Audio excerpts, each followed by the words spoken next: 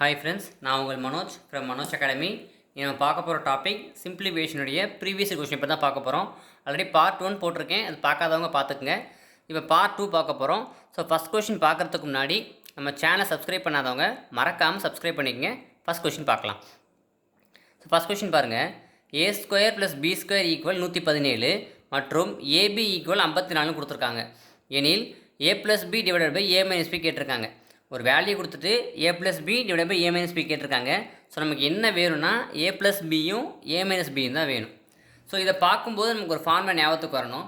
என்ன ஃபார்முலா அப்படின்னு பார்த்தீங்கன்னா, ஏன்னா இங்கே a² + b² abன்னு இருக்குது. அப்போது a + b ஹோல் ஃபார்முலா நமக்கு தெரியுமா?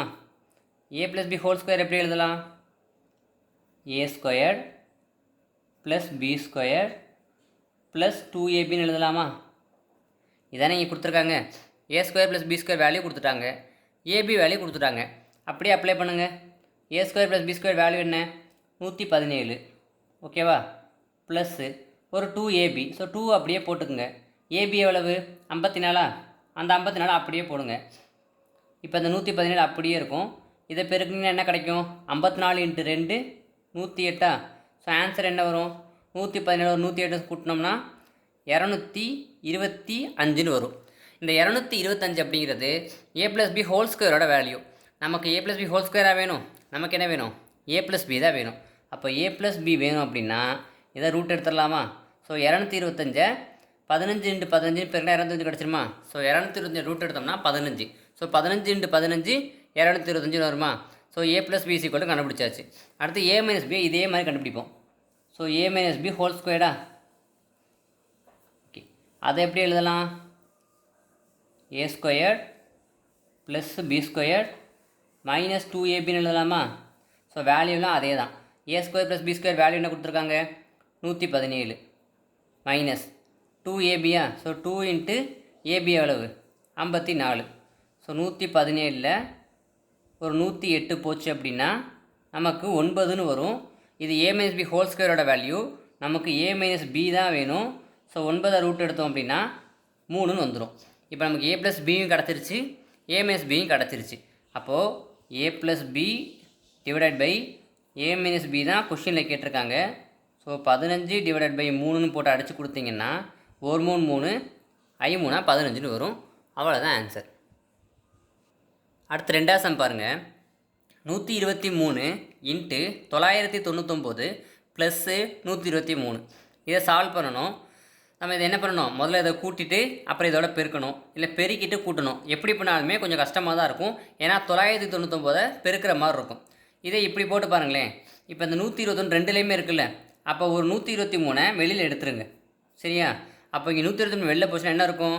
999 மட்டும் இருக்கும். ஓகேவா? இந்த ப்ளஸ்ஸு இங்கே இருக்க 123 தான் நம்ம வெளியில் எடுத்துட்டோம்ல, அப்போ இங்கே என்ன இருக்கும்? ஒரு 1 மட்டும் இருக்கும். இப்போ பாருங்கள், ஈஸியாகிடுச்சா? 123 999 ஒன்றையும் கூட்டினா 1000ன்னு வந்துடும். ஸோ அப்போ என்ன பண்ணலாம்? 123 பின்னாடி ஒரு 3 0 மட்டும் சேர்த்தா போதும். ஸோ இந்த மாதிரி ஈஸியாக சால்வ் பண்ணலாம். ஓகேவா? ஸோ நெக்ஸ்ட் கொஷின் பார்க்கலாம். அடுத்த கொஷின் பாருங்கள். x⁴m / x⁴n whole power m + n into x⁴n / x⁴l whole power n + l into x⁴l / x⁴m whole power l + mன்னு இருக்குது. சரியா? இதை எப்போ சால்வ் பண்ணணும்? இது எப்படி சால்வ் பண்ணலாம்? ஆல்ரெடி நேற்று வீடியோவில் ஒரு கண்டிஷன் சொல்லியிருப்பேன், ஃபார்முலா சொல்லியிருப்பேன். இந்த x⁴m x⁴n இருக்குல்ல, இதை மட்டும் எழுதுறேன் பாருங்கள். x⁴m / x⁴n இதை எப்படி எழுதலாம்னா x⁴m - nன்னு எழுதலாம். அது அந்த எண்ணு மேலே போகும்போது மைனஸில் போயிடும். ஸோ x⁴m - nன்னு எழுதலாம். ஸோ அதை என்ன பண்ணலாம்? x⁴m / x⁴n எப்படி எழுதலாம்? x⁴m - nன்னு எழுதலாம். இது ஃபார்முலா. சரியா? அப்போது ஆல்ரெடி பவரில் ஒரு m + n இருக்கா, அது அப்படியே இருக்கட்டும். இன்ட்டு அதே மாதிரி தான் x⁴n / x⁴l எப்படி எழுதலாம்? x பவரில் n - nன்னு எழுதலாம். ஹோல் பவரில் ஒரு n + l அப்படியே இருக்கட்டும். டாட்டு. அதே மாதிரி இதை எப்படி எழுதலாம்? x பவர் l - mன்னு எழுதலாம். ஹோல் பவரில் ஒரு m + m இருக்கும், அப்படியே இருக்கட்டும். சரியா? ஓகே. இப்போ அடுத்த ஸ்டெப் பாருங்கள். இதுவும் நேற்று சொல்லியிருப்பேன்.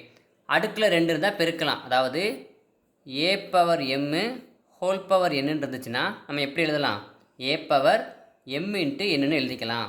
அப்போது இது ரெண்டே நான் பெருக்க போகிறேன். ஸோ அடுக்குக்கு அடுக்கு 2 அடுக்கு இருக்கிறனால பெருக்கிறேன். ஸோ அடுத்து பார்த்தீங்கன்னா இது ஏ மைனஸ் பி, இது ஏ ப்ளஸ் பின்னு இருக்கா, ஏன்னா அது எம் மைனஸ் என்னு, இது எம் ப்ளஸ் என். பெருக்குனா என்ன வரும், M into N M squared, N into N squared வரும். ஸோ அதான் ஃபார்முலாவில் போடுறேன். A minus B A plus B என்ன பண்ணலாம், ஏ ஸ்கொயர் மைனஸ் பி ஸ்கொயர்னு போடலாம். ஸோ எக்ஸு என்ன பண்ணலாம், எம் ஸ்கொயர்டு மைனஸ் என் ஸ்கொயர்டுன்னு போடலாம், டாட்டு. ஓகேவா.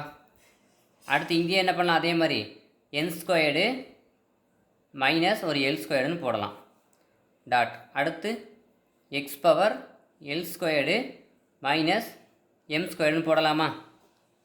ஓகேவா. இப்போ அடுத்த ஸ்டெப் பாருங்கள். இப்போ இன்னொரு கண்டிஷன். இது எப்படின்னு பார்த்தீங்கன்னா, இப்போ A power X dot A power Y dot A power இசட்டுன்னு இருக்குன்னா நம்ம எப்படி எழுதலாம், A power X plus Y plus இசட்னு எழுதலாம். அதாவது கீழே இருக்க அடிமானம் எல்லாம் ஒரே மாதிரி இருந்து பெருக்கல் இருந்துச்சுன்னா அடுக்க கூட்டலாங்கிறது ஃபார்முலா. அப்போது இங்கே கீழே ஃபுல்லாக எக்ஸு தான் இருக்குது. அப்போ என்ன பண்ண போகிறேன், அடுக்க கூட்ட போகிறேன். அடுக்கில் என்ன இருக்குது, ஒரு M squared minus N squared இருக்கா, இங்கே என்ன இருக்குது, plus N squared minus L squared இருக்கா. ஸோ ப்ளஸ்ஸு இங்கே என்ன இருக்குது, எல் ஸ்கொயர் மைனஸ் எம் ஸ்கொயர்டுன்னு இருக்குது. சரியா. இப்போ பாருங்கள், இந்த ப்ளஸ் எம் ஸ்கொயர்டும் மைனஸ் எம் ஸ்கொயர்டும் கேன்சல் ஆகிடும். அதே மாதிரி மைனஸ் என் ஸ்கொயரும் ப்ளஸ் என் ஸ்கொயரும் கழிஞ்சிரும். இந்த மைனஸ் எல் ஸ்கொயரும் ப்ளஸ் எல் ஸ்கொயரும் கழிஞ்சிரும். இப்படி எல்லாமே கேன்சலேஷன். மேலே என்ன இருக்கும், எக்ஸ் பவர் 0 மட்டும் இருக்கும். ஸோ எக்ஸ் பவர் 0ஓட வேல்யூ 1. ஸோ அவ்வளோதான். ஸோ ஃபஸ்ட்டு பார்த்தீங்கன்னா இந்த X power M divide by X power என்ன பண்ணியிருக்கேன், எக்ஸ் பவர் எம் மைனஸ் என்னன்னு எழுதியிருக்கேன். ஸோ அதுக்கப்புறம் வழக்கம் போல் அடுக்கு ரெண்டையும் பெருக்கிறோம். அதுக்கப்புறம் என்ன பண்ணுறோம், இந்த கண்டிஷனை அப்ளை பண்ணுறோம், ஆன்சர் வந்துடும். அவ்வளோதான். அடுத்த சம் பாருங்கள். X divided by x minus 1 divided x square divide by x square minus 1. அதாவது x by x minus 1 x square divide by x square minus 1 வகுக்க சொல்லியிருக்காங்க. சரியா. அப்போ நான் என்ன பண்ணணும், எக்ஸ் பை எக்ஸ் மைனஸ் 1 போட்டு வகுத்தல் போட்டு x square divided by x square minus 1 போடணும். ஸோ டிவைடுக்கு டிவைடில் வரும். ஸோ அந்த மாதிரி குழப்பிக்காக என்ன பண்ணலான்னு பார்த்தோம்னா, இந்த ஃபஸ்ட்டு இருக்க எக்ஸ் பை எக்ஸ் மைனஸ் 1 அப்படியே போட்டுக்கலாம். ஸோ நானே கொஞ்சம் குழப்பிட்டேன். ஸோ ஒன்றும் குழப்பம் கிடையாது, சிம்பிள் தான். இந்த எக்ஸ் பை எக்ஸ் மைனஸ் 1 அப்படியே போட்டுக்குங்க. இது டிவைடுக்கு டிவைடெலாம் போட வேண்டியதில்லை, வகுத்தலை பெருக்கலாக மாற்றிட்டு இதை தலையிலாக போட்டுக்குங்க. இங்கே என்ன இருக்குது, x square by x square minus 1 இருக்கா. So x square minus 1 divided by x ஸ்கொயர்னு போட்டுக்குங்க. அவ்வளோதான். இது என்ன பண்ணிட்டேன், வகுத்தலை பெருக்கலாக மாற்றிட்டு இதை தலையிலாக போட்டிருக்கேன். சரியா. இப்போ என்ன பண்ணலாம், இங்கே ஒரு எக்ஸையும் இங்கே ஒரு எக்ஸையும் கேன்சல் பண்ணி விட்டுறலாம். ஓகேவா.